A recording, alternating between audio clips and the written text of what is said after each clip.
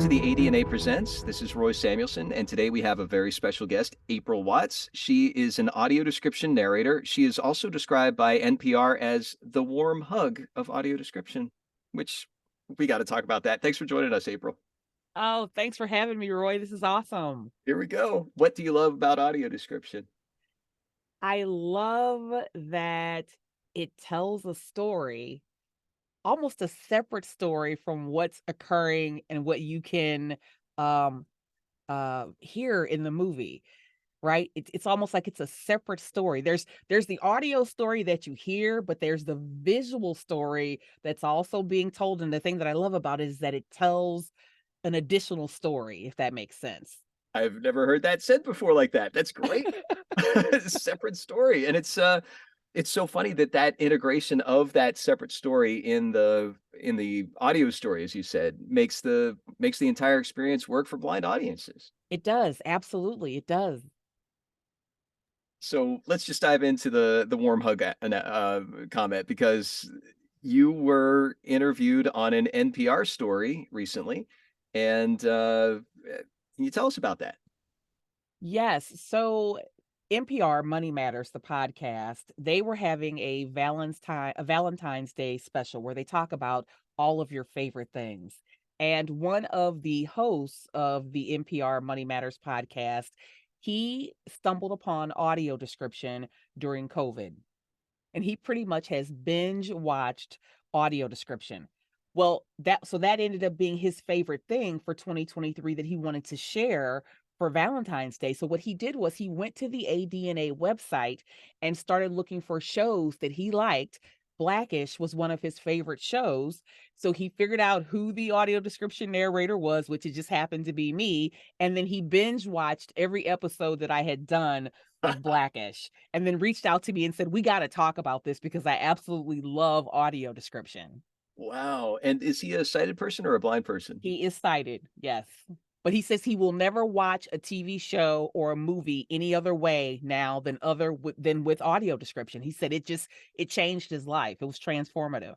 Wow. And it's so great to hear how he was able to, as a reporter, do his due diligence and do some research and come to you and to listen to all of your episodes of Blackish. That tells me that you've done a lot of episodes of Blackish. What I was that like? did. I did quite a few episodes of Blackish, and it's one of my favorite TV shows, so I had a blast actually doing that.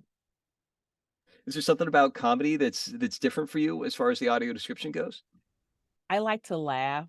So there is something about, especially when it's a TV show that you've watched before and you have a connection to, it's like you're watching it all over again. And you're even, as a narrator, getting things that you probably missed the first time you actually watched it. So there's just something about comedy that I just connect with. And sometimes I have to catch myself from chuckling even when I'm narrating. So I love comedies. I could watch them all day. And we could hear the smile in your voice as you're speaking right now too, Yeah. so that works. Very cool. And, the thing that really struck me is that you were call and again, I keep bringing this up, the warm hug, that there's something so inviting about your voice. What is it that you are bringing to your intent when you're reading audio description or anything that you're doing on the voiceover side? I think I care about every script that I get because I know that whoever is hearing it, either they're going to be a consumer of the audio description, and nobody wants to hear somebody who's dry and humdrum and boring and not connected to it, right?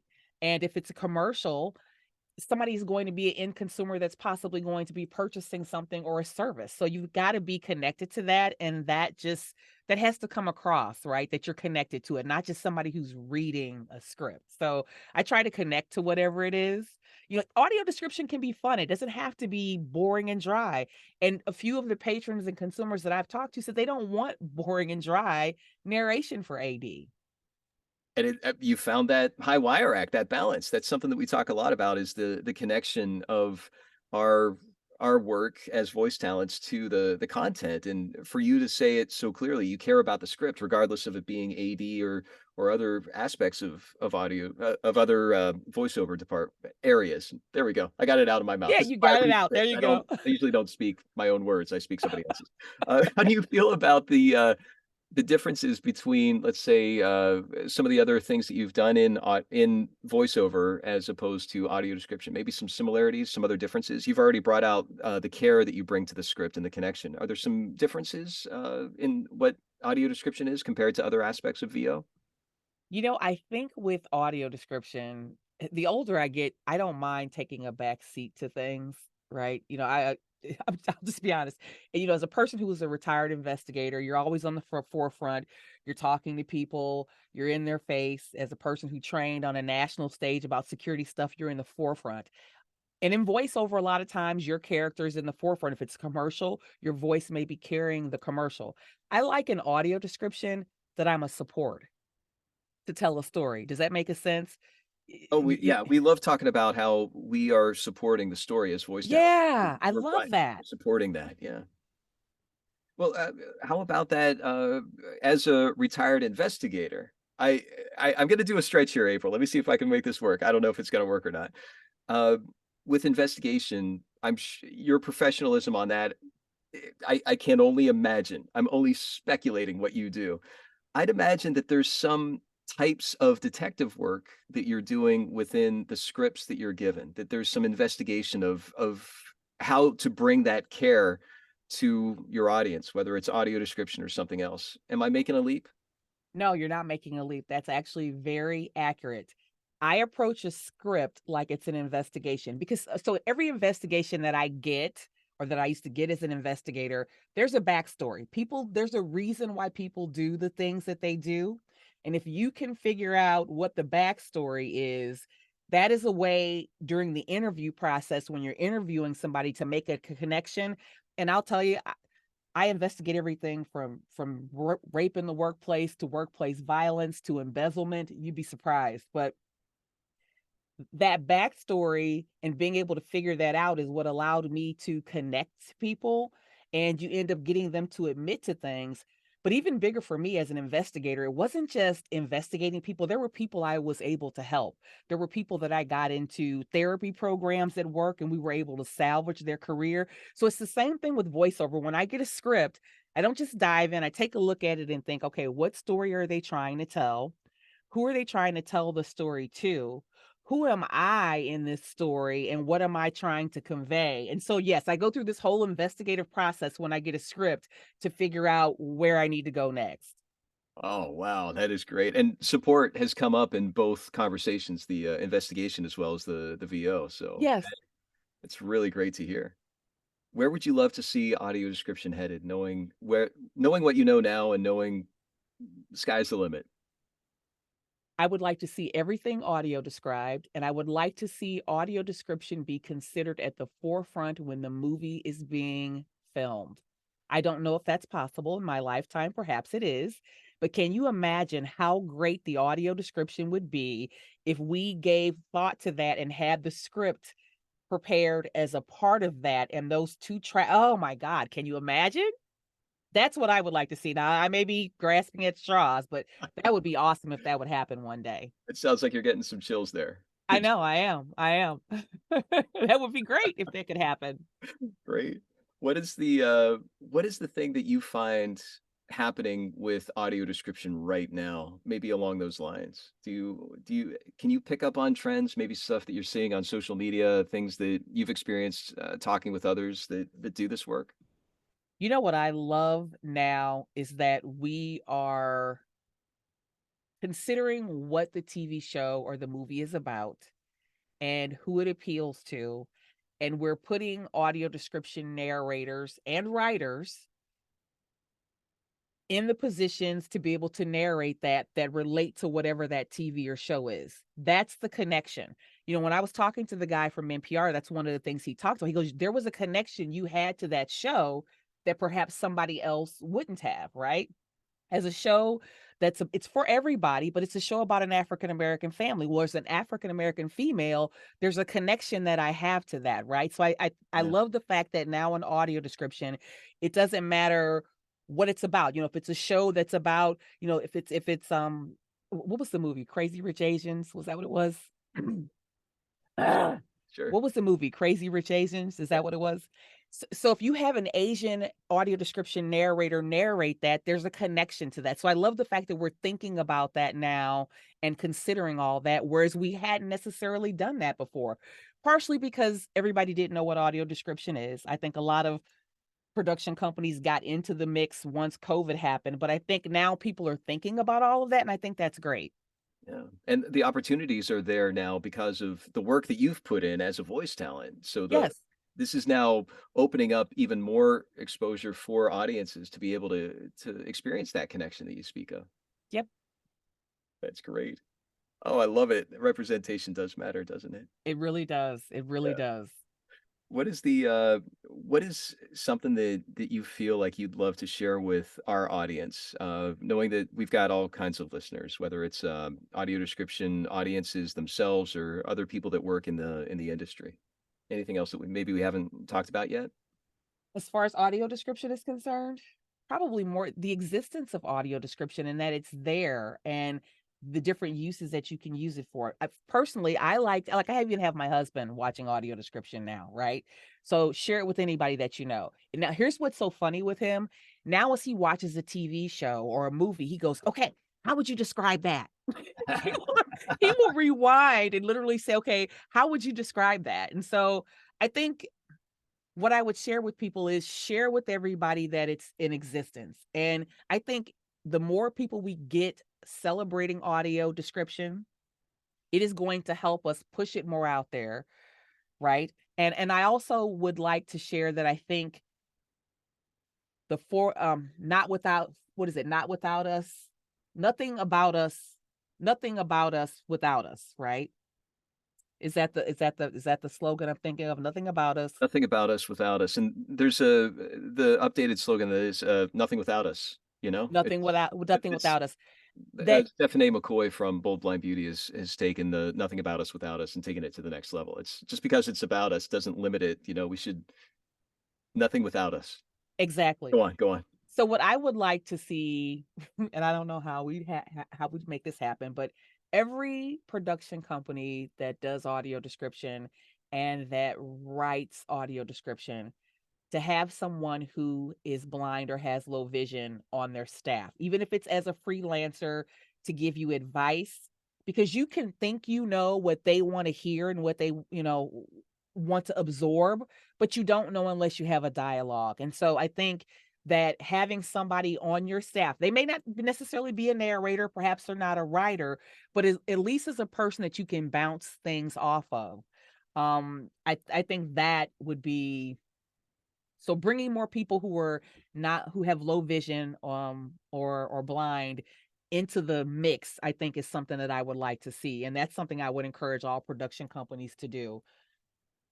It's I been just think it would be fascinating to helpful. see how that does happen. The steps that you've taken, I've taken, steps as well, that it makes such a difference in the work that we do, and it's noticeable. And, there's a lot of companies that are speaking publicly about it and modeling why that does make a difference. It really does. What's been your experience with, working with blind professionals?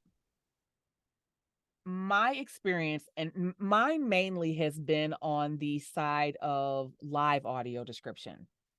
Where I do because I do a lot of live audio description for plays and things of that sort, and I love the organization that I do that for because they actually have patrons on staff that who attend these events and then give feedback on ways in which we can improve, and so that's been my experience, and it's been extremely helpful to get that feedback, if that Yeah, makes sense. So yeah. I think if even if you have somebody on staff that does that, they go back even after the fact and they listen to TV shows and think, okay, here's how you could improve upon that. It's only going to make the audio description medium better Mhm. for the people who need it and who love it. Because this isn't just something that that they want, it's something that they need. Mm. It's a need. It's not just a desire. Audio description is something that allows them to get everything they can out of a movie or a TV show. And when these people write these scripts, they go to great lengths to put visuals on the screen that tell a backstory, right? So if we can make sure that we're getting that backstory in that track in that track to narrate, I think that's the key. Beautiful, yeah. And, that kind of compensation for that feedback, making sure that our blind and low vision, you've used the word, patrons. In this context, we're talking about actually on being on staff and being part of the Yes, production, that yes. does make the difference, and that's a value, that experience is different than, as you had said, sighted people putting on a blindfold. Totally different experience. Exactly. You think you know what somebody wants to hear, but you don't know. I mean, how do you know to determine you clearly you can't describe everything that's happening on screen because you may just simply won't have enough time to do that, but how do you know what's the best thing to describe and in a way and I think training too is important. I really do because, have you ever heard one where they like keep saying the same word over and over again? Yes. I'm sure both of us have read those scripts at some point in our lives, yes. Yeah, we've all had those, and so just in a way to make it creatively exciting for, consumers is what I would suggest, but Thank you, yeah, and there's something really fascinating about that approach, that we do bring our own assumptions, regardless, and that you really emphasize trainings. There's a lot of, assumptions about how this work is done, and there's a lot of opportunities that are happening, and some of them can happen instantaneously, some of them take time, and it's been great to hear how active companies are not only becoming aware of audio description, but about that inclusion that you speak of, that making sure that blind professionals are part of the conversation and having the training for the blind professionals, that has been a gap and that's worth addressing. I agree, and you know what else? It's funny, I'm starting to notice too that not only are they considering it in the TV arena, but they're also starting to consider it in the learning arena as well. You are starting to see I've had several people reach out to me about e-learning to say, "Hey, I need to make this more accessible for our blind and low vision employees. Can you help me with trying to figure out how we write this script, how we do that?" So you're starting to see that it tip over into other areas, and that's awesome because it's almost as if we forgot a whole segment of our population, right? Mhm. By not even considering that we've got the captions down, we've got down our ESL. So audio description, come on, let's get that going where it needs to be. Yes, anything that's visual, all the Yes. websites, all the videos, everything. There we go. Oh, that's great. Is there anything else that you'd like to share that we haven't covered yet, April? Yes. If you haven't checked out audio description, do it. Simple as that. You will it will change the way you watch a TV show or a movie. Simple as that. Love it. April, how can we follow you, social media, websites, etc.? I am on all platforms, whether that is TikTok, which I don't do much of, but I follow everybody else on TikTok, Instagram, LinkedIn, Twitter. I am April Watts VO. Simple as that. And you can visit my website at aprilwattsvoiceover.com. Very good, and that's WATTS, correct? That's correct. Thanks so much for joining us, April. Thank you, Roy.